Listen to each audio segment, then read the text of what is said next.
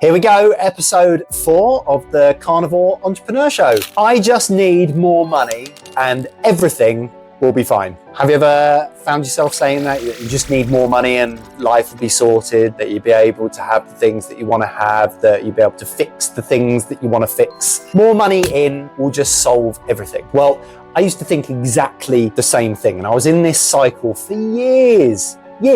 Like literally years. I was even in this cycle when our business was making over 7 figures a year. Still in this cycle of needed more to be able to do things that I wanted to do and buy the things that I wanted to buy and have the things that I wanted to have. But making money, like I said, wasn't my problem. I went from a part-time job to full-time to making 40k a year to making 70k a year, having a 7-figure business, and I was still in this cycle of I just need more money. Like it wasn't actually like probably last year where I started coming out of this need to just make more and more and more and realized that it wasn't about making more money, it was about keeping, and that was the problem. I didn't hold on to it. I didn't keep it. I'm going to tell you a story about where our business exploded. You've obviously heard about the story of how we started our business and when I slowed down to speed up and I got my body into the right place and we went from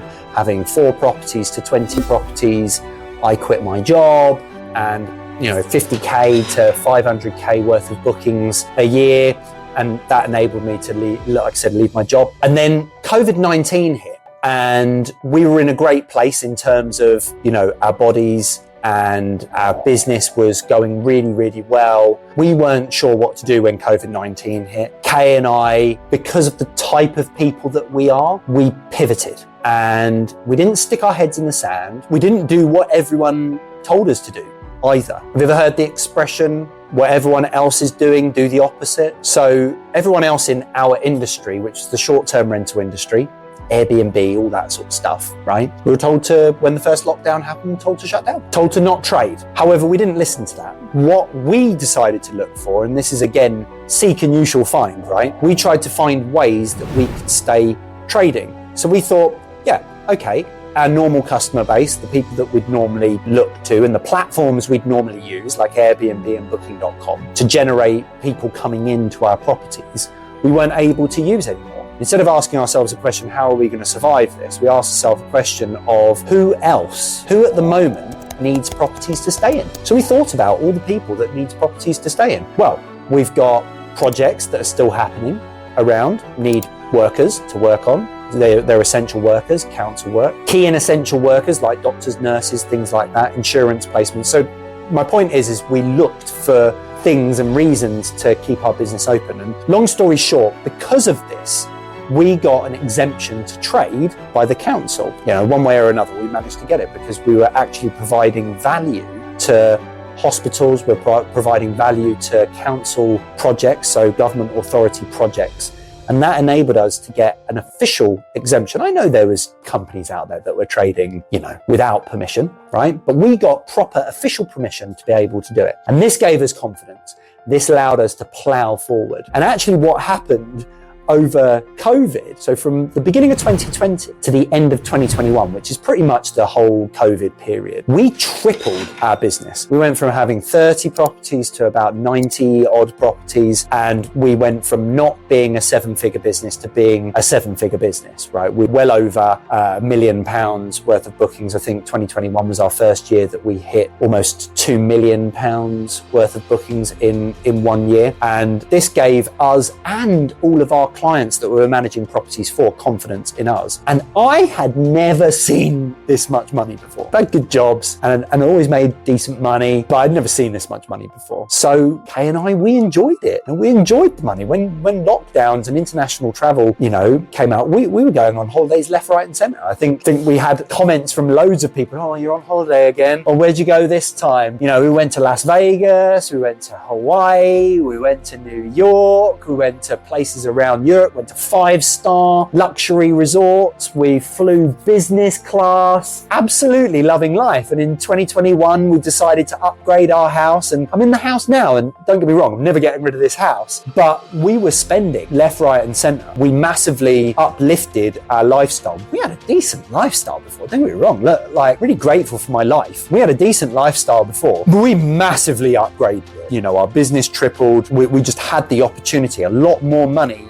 in our bank account than what we'd ever had before. And then something, I guess, liberating and grounding happened. It sort of brought us down to earth, which was at the beginning of 2023, we noticed that we didn't have much money in the bank account. It sort of dried up. And this is where cash flow is really, really important. So we hit a huge cash flow problem. What happened was we needed to take out a loan to be able to pay our staff and pay our clients. I think it was in January or February 2023, and we needed to figure out why this was. And it made us start searching for the reasons why. So we went down this road of building cash flow forecasts. We consulted lots of different people. We were on a search to find the answers of how to not let this ever happen again, because it was hard, right? You know, when you think you've got a lot of money and then it punches you in the gut, and it's happened even recently. Another story I'll tell you, not to do with anything that was a fault of our own. Well, it could be a fault of our own, but we were susceptible to, tail end of 2024, we were susceptible to criminal fraud,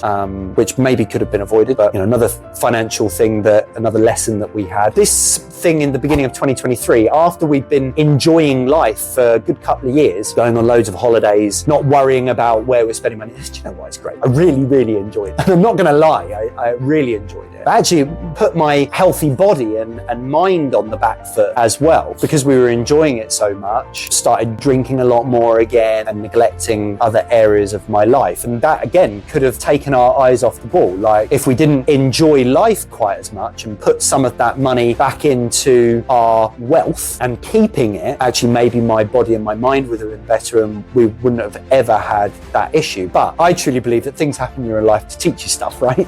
And this situation, yes, we had a great time, and, you know, we've got memories that we'll keep forever. All of that enjoyment meant that we had to learn the hard lesson of having financial clarity and learning how to keep hold of our money as opposed to spending it. And that's where we went on this search. So we went on this search to find out why this happened. And the first thing that we figured out is we didn't have a cash flow forecast.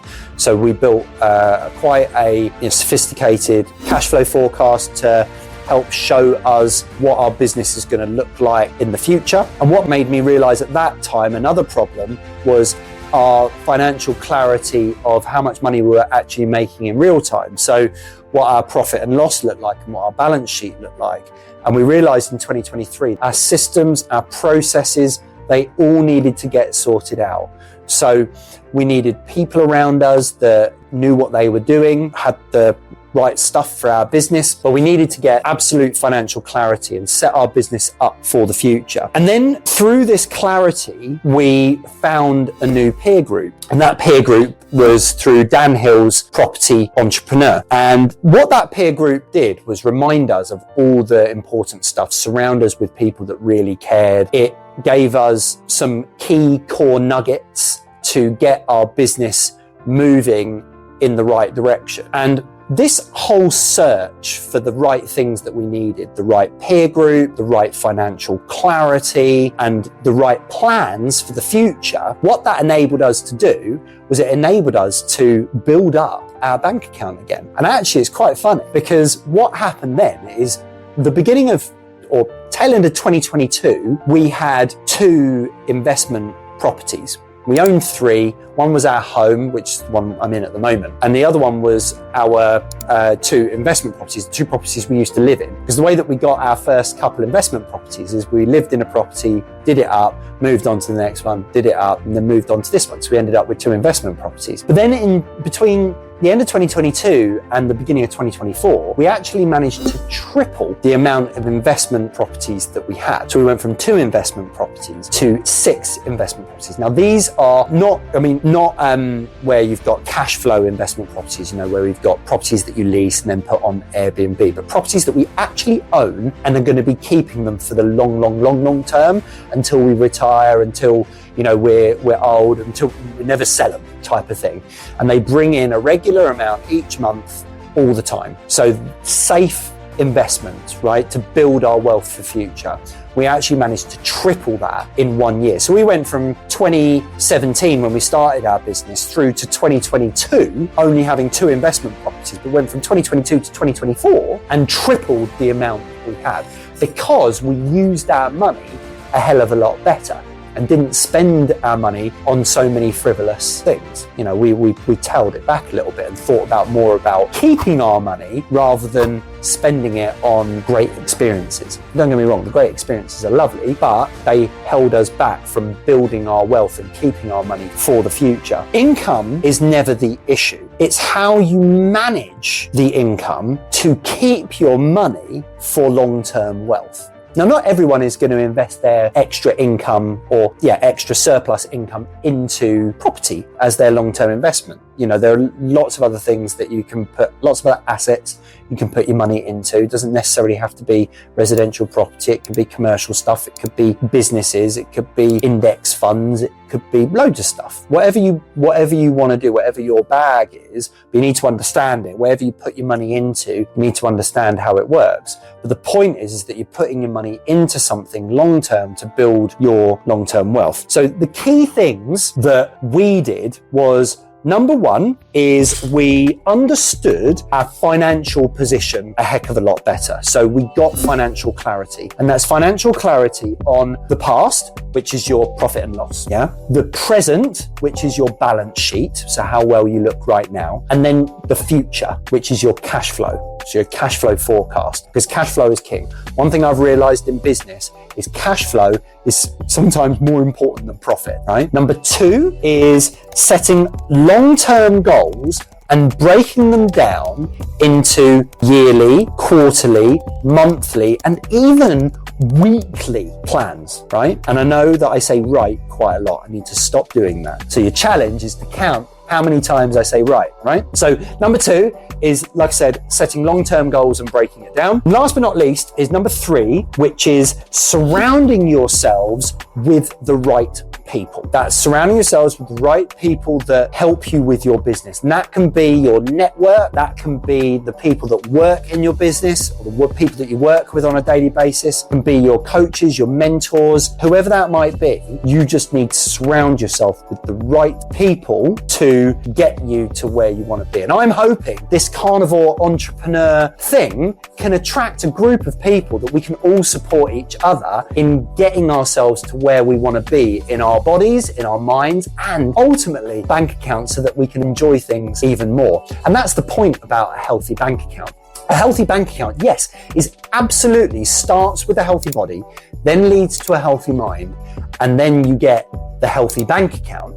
But if you've already got a healthy bank account, but you don't have a healthy body or a healthy mind, your bank account can help you enhance those things. Like, as an example, if you haven't got a lot of money, you can't buy high quality produce. So like grass-fed beef as opposed to grain-fed beef. Grain-fed beef is a lot cheaper, a lot lower quality foods. This is what I mean. Another guy that I've followed called Gary Brecker talks about getting oxygen into your body. And this is another thing that I'm probably talk to you about in the future, is within my morning routine, I do breath work and get oxygen into my body. Now, Gary Brecker, while he still does that, he has an oxygen chamber, which costs thousands and thousands to have. But he uses his money to buy things that help him have a healthier body and a healthier mind. What I'm trying to show you here, and this is getting to the sort of tail end of my introduction to the Carnivore Entrepreneur System, which is basically the 3 pillars. The 3 pillars of a healthy body, healthy mind,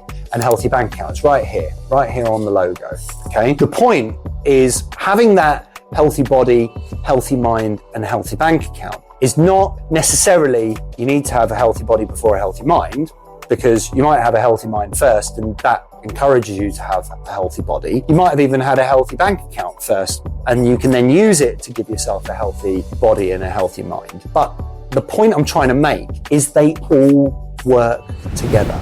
Again, that's the point of the circle. The point of the circle is it all works together. It's not you need to have one first, then the other. It all works together. You need to be working on them all at the same time. I don't want to be 80 years old and not able to play with my grandchildren in the same way that I want to be able to do it in the same way that I can now. So body gives you the energy and the strength to be able to live life. A healthy mind gives you that purpose, that clarity, that why, that reason, and that thought process to make the decisions that you need to make that's right for your body and your bank account. Having the right things to do to generate a healthy bank account will come off the back of having a healthy body and a healthy mind. And then when you've got a great bank account, you can use the money that you've got to buy things to help you with a healthy body and a healthy mind. Like if you've got nothing in your bank, if you've got zero in your bank, you can't even afford a gym membership, but you can go outside and exercise. So think about that. It all works together. And that's where I really want to drive the message forward. I want people to believe what I believe. I want people to believe that you need all three. And that's the opportunity that I've got for people coming on this journey with me, joining me, learning as we go, because I'm still learning at the moment as well. But you need to give equal focus to each area. Same amount of focus to your body as you do your mind and as you do your bank account. None of those three things should suffer because of the other one. Remember, like I said, I've not figured this out. I'm learning lessons as we go. Our bank account would also be nowhere near. So my bank account, mine and Kay's bank account would be nowhere near where it is without a healthy body and a healthy mind. That's why the Carnivore Entrepreneur System treats all three pillars with the same level of importance. And that's what will make the difference for you. I truly, truly believe that. And if you believe the same, come on this journey with me, because the next episodes are going to be all about the frameworks and the things that I've learned along my way to getting a healthy body, a healthy mind, and a healthy bank account. I want to really hone in onto the specific frameworks that will get you to where you want to be in each of those areas. So I encourage you to watch along, but what I'd like you to do is just drop in the comments, what's the biggest financial mistake that you've ever made? Have you made any big mistakes? And have you tied that into anything that you've done that you shouldn't have? And some of the lessons that you might have learned along the way. So drop in the comments if you've made a big financial mistake in the past, because it will just allow people to see that they're not alone. They're not alone in making mistakes in business, because it definitely does happen to everyone. Now we've covered all of the sort of main three pillars of healthy body, healthy mind, healthy bank account. Like I said, I'm going to be sharing with you next the frameworks that I use to actually achieve those three things. So thank you for joining me, and I'll speak to you all soon. If this episode resonated with you, share it with someone who needs to hear it. You are a carnivore entrepreneur. Live life how it was supposed to be lived, on your terms, with strength, energy, and purpose. I'll see you on the next episode.